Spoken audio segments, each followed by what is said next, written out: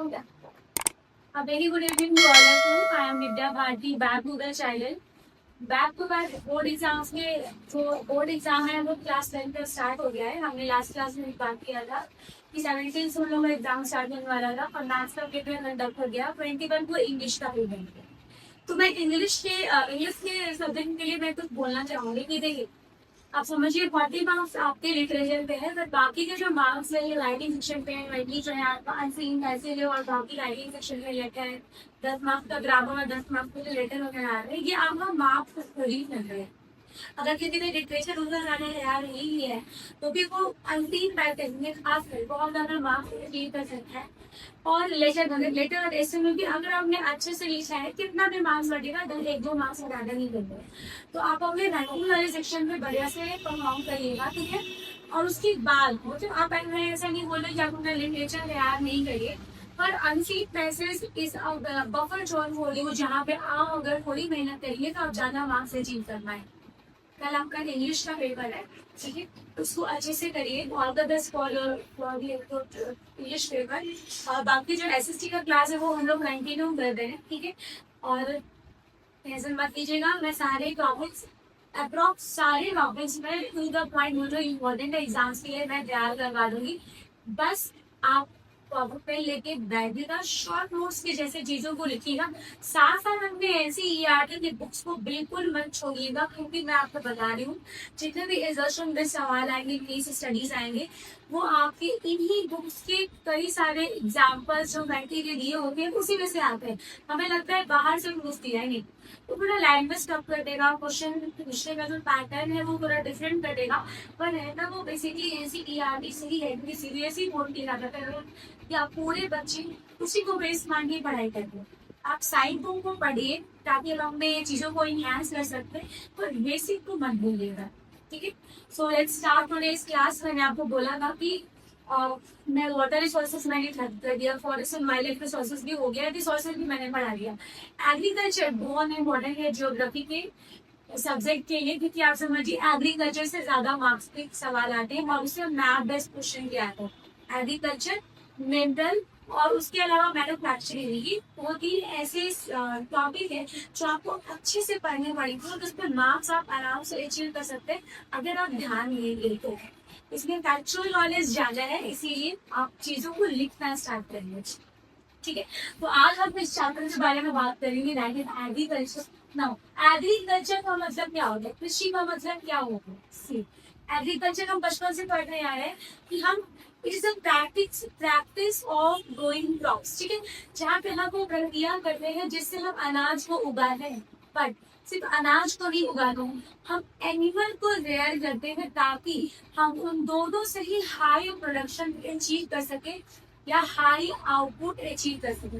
तो agriculture is not about only growing crops, okay. Agriculture जो है it's practice of cultivating crop and rearing animals for food, fibre and other useful products.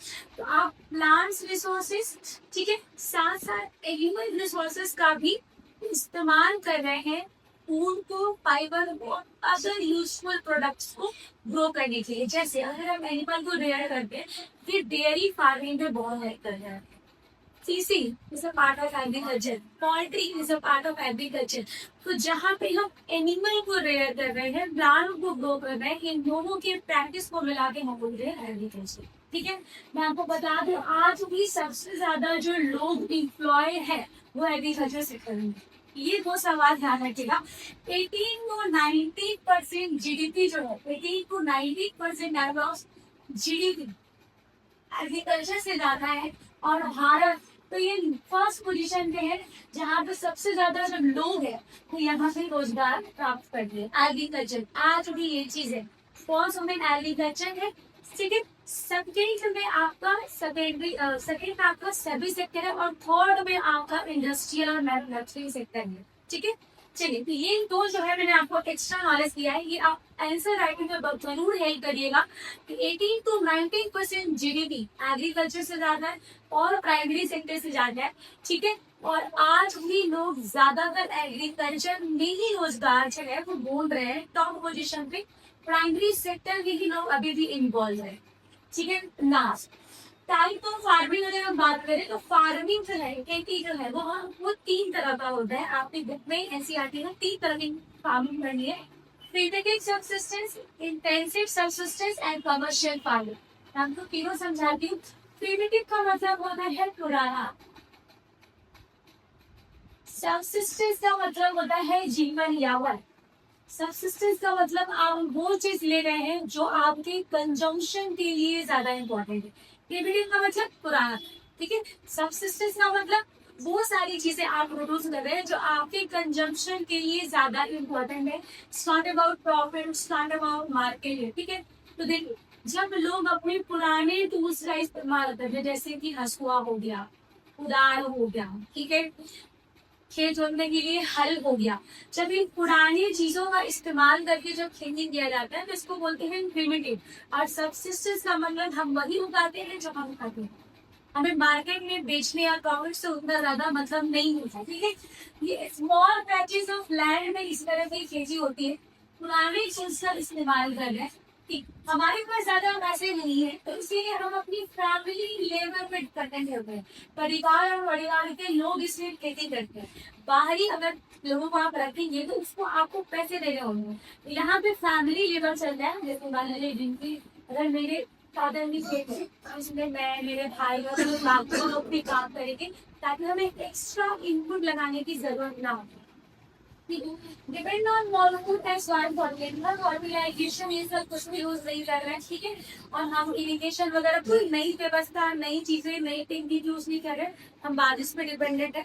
Soil fertility को maintain करके slash और birth कर दिए। Slash और birth का मतलब क्या हुआ, हमने यहाँ खेती किया, यहाँ काम खत्म हो गया, हमने यहाँ के बचे हुए जो सब्जियां क्रॉप्स है उसको जला दिया, उसको छोड़ दिया, और उसके बाद कुछ टाइम बाद जब वो खुद से अपने सॉइल फर्टिलिटी को मेंटेन करेगा तो हम उधर आएंगे और वहां खेती करेंगे। हमने एक्स्ट्रा कुछ भी ऐड नहीं किया, ठीक है। सो dependent molecule and soil fertility इसका सिस्टिंग कंस्ट्रक्शन जो मैंने आपको बताया कि मेरे पास एक लैंड का प्लॉट है, अगर हम उसकी 1/4 गांव पे हमने खेती की, 1 साल के अंदर तक हमने वहाँ अनाज उगाया, धीरे धीरे क्या होगा उसकी क्वालिटी लूज करेगी।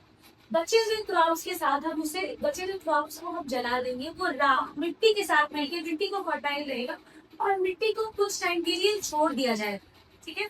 हम किसी और लैंड प्लॉट पर शिफ्ट कर देंगे या कहीं और चले जाएंगे।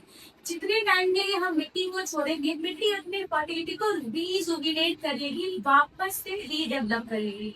इसी को हम बोलते हैं सिंकिंग कल्टीवेशन। हम सिंक करकर के खेती कर रहे हैं, हमारा लैंड प्लॉट को फिक्स नहीं, ठीक। कई कई जगहों पर इसको कई नाम से जाना जाता है, जैसे नॉर्थ ईस्ट में इसको झूमी बोलते हैं क्योंकि लोग झूम झूम के खेती करते हैं, घूम घूम के, पर इसको झूमी। मध्य प्रदेश में इसको बेवार बोलते हैं और आंध्र प्रदेश में इसको कोनू बोलते हैं।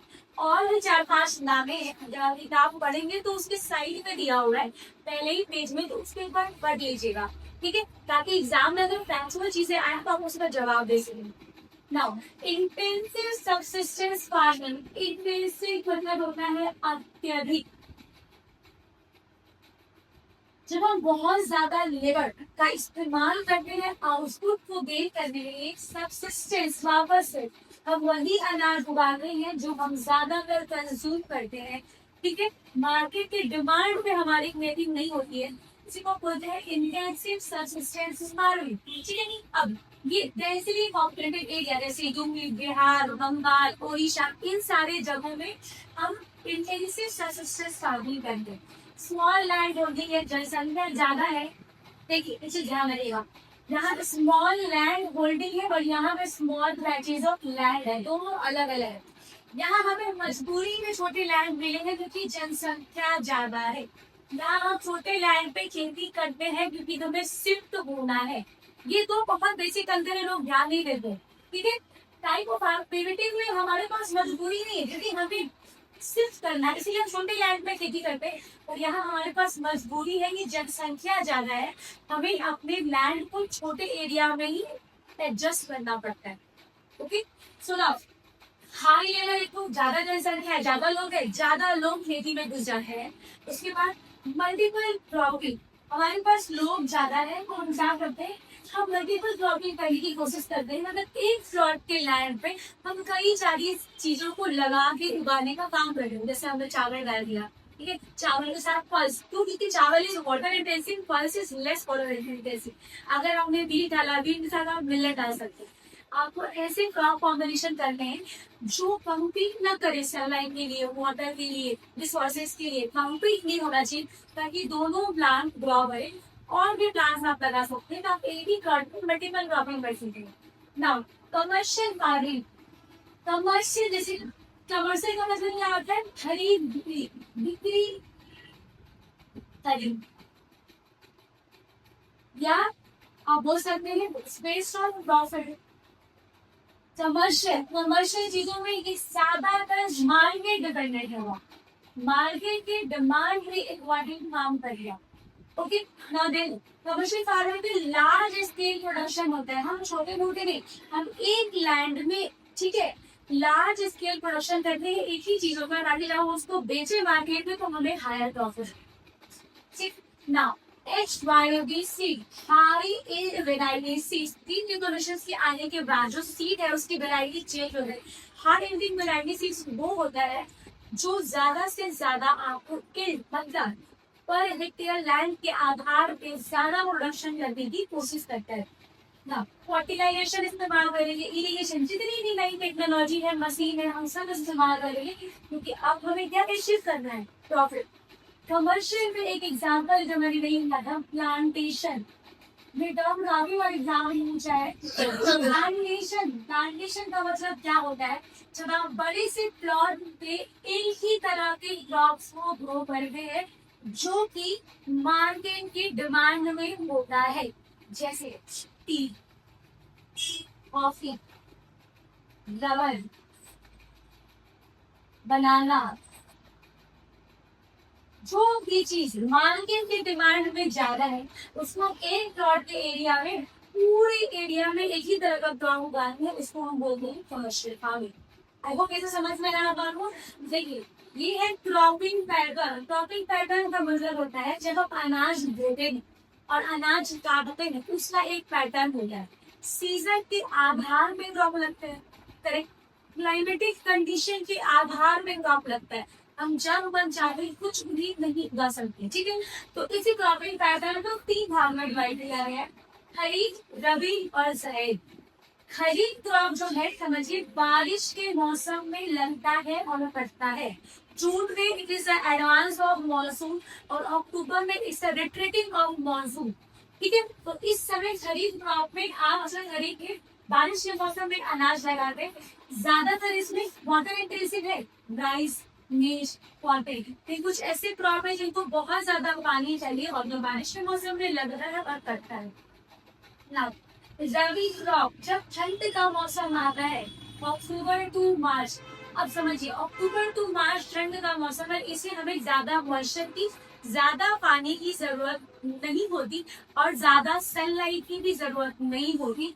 इस लाइक अक्टूबर और मार्च में हम बीट, मस्टर्ड जैसी चीजें को उगाते हैं। एक बात ध्यान रखिएगा, एम और एम लोग अक्सर कंफ्यूज हो जाते हैं, मेज और मस्टर्ड में। सरसों का साग, ठीक है, सरसों का साग, मस्टर्ड और रोटी। सरसों का साग और रोटी ये आपको ठंडी में पंजाब में मिलती है, ठीक है। और जो मेज है, मेज, ये आपको गर्मियों में बारिश के मौसम में मिलती है। तो सरसों के साग से हमें याद किया कि सरसों का साग मतलब सबसे ज्यादा गेहूं कहाँ होते हैं? पंजाब में, और ये होता है रबी, ठीक है, ठंडी के मौसम में। लास्ट में आपका ज़ैद क्रॉप, ठीक है। ज़ैद क्रॉप ऐसे क्रॉप होते हैं जिसमें हमें ये चीज ऐसी लगना है गर्मियों में, और ये गर्मियों में ही हमें चाहिए होता है। जैसे खीरा, खीरा हो गया, उसको आप बोल सकते हैं तरबूजा, वाटरमेलन, ठीक है, वाटरमेलन और कुकुम्बर, या हम ककड़ी भी बोलते हैं। ये सब ऐसे क्रॉप्स है जिसमें पानी ज्यादा होता है, ये गर्मियों में लगते हैं, इसमें हाई सनलाइट, हाई मॉइस्चर की जरूरत होती है, और ये क्रॉप्स हमें गर्मियों में चाहिए भी होते हैं। तो ये कुछ क्रॉप्स है जो सीजन के आधार पर लगते हैं। ये फार्मिंग के टाइप है और वो आपका एग्रीकल्चर का डिफिनीशन है। अगर आपको कोई भी इसमें से दिक्कत हो रही है, आप मुझे प्लीज पूछिए, ठीक है। और पेशेंस की क्लासेस को देखिए और पेशेंस रखिए और अपने आप पे काम करते रहिए। Rather than complaining about the situation or anything, just work on yourself and definitely you get good marks in examination. बाकी नेक्स्ट क्लास में मैं आपको एग्रीकल्चर की और 2-3 टॉपिक खत्म करके पीवाईक्यूज कराऊंगी। 3 दिन में इसको रैप अप करते हैं। तो फिर मिलते हैं। Thank you so much.